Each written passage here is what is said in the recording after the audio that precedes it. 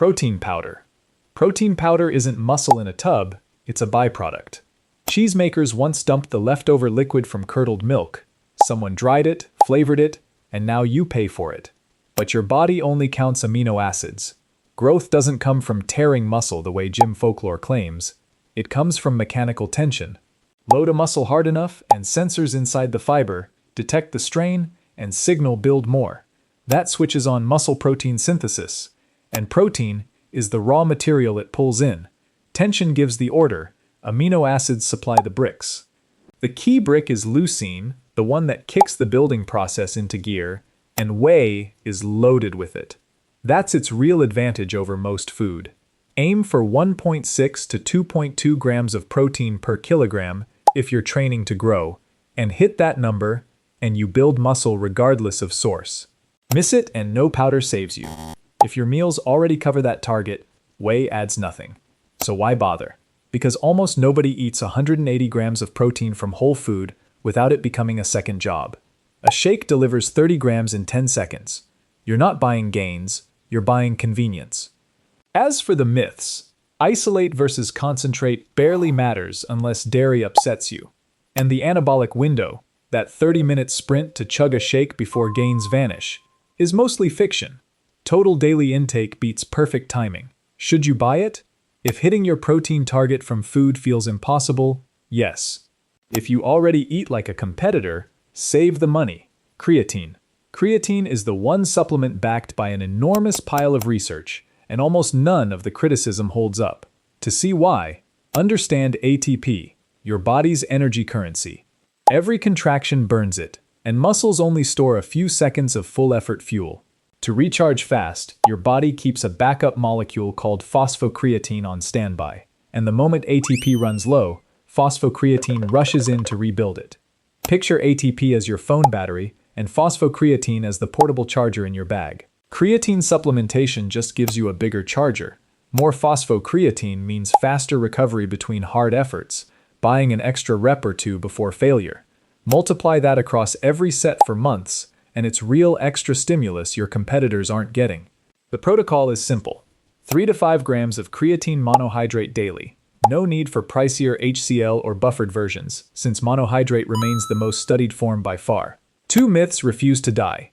First, that it damages kidneys, which research in healthy people doesn't support.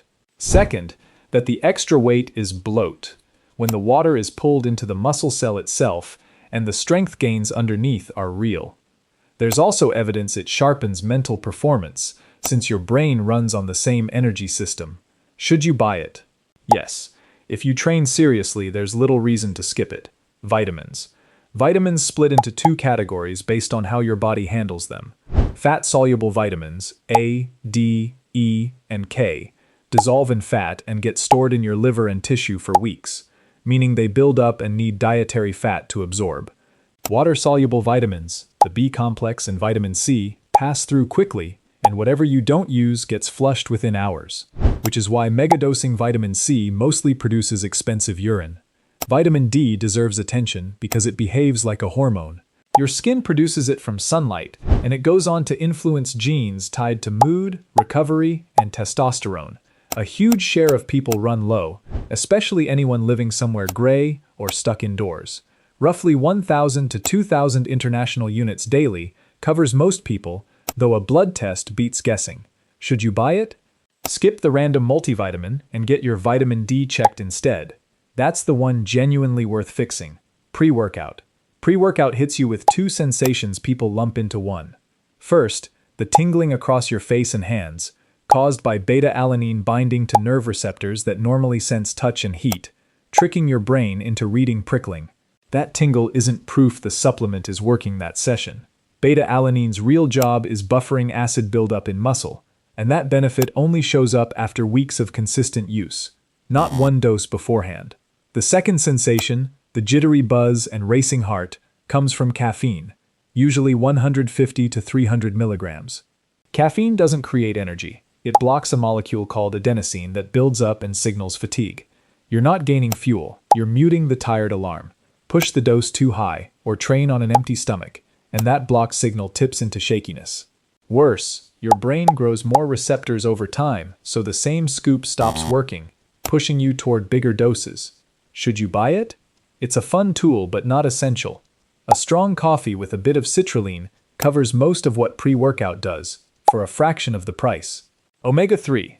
Omega-3 fats won't make you stronger this week, but they may matter more for your next several decades than anything else here. Your body can't manufacture EPA and DHA, the forms found in oily fish like salmon and sardines, so you either eat them or go without. Plant sources like flax convert at a dismal rate, so they barely count. Every cell is wrapped in a membrane built from fat, and the fat you eat determines how that membrane behaves. Omega-3 keeps membranes flexible, which is why your brain, the fattiest organ you own, depends on a steady supply.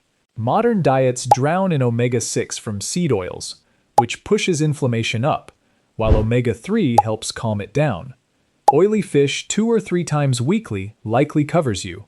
If not, 1 to 3 grams of combined EPA and DHA daily does the job. Just avoid cheap, rancid oil. Should you buy it? If fish isn't regular in your diet, yes, it's one of the smartest cheap purchases here. Minerals. Minerals quietly run things you care about: sleep, strength, and cramping.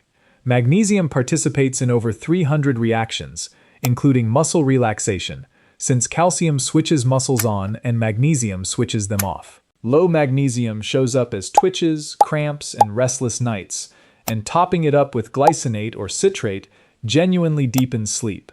Zinc supports hundreds of enzymes including testosterone production, but megadosing backfires since zinc competes with copper for absorption. Sodium and electrolytes power your nerves and muscles, and heavy sweating or low-carb eating flushes them out fast, leaving you flat and dizzy mid-workout. Should you buy it? Most comes from real food, but magnesium before bed and electrolytes during hard training are cheap, worthwhile additions. BCAAs. BCAAs are the cleanest money trap on this list. Leucine, isoleucine, and valine are real and genuinely involved in muscle building, but the scam is selling them separately. Leucine kicks off the building signal, but a signal with no supporting materials builds nothing. Isolated BCAAs flip that switch, while your body robs other amino acids from existing muscle to finish the job.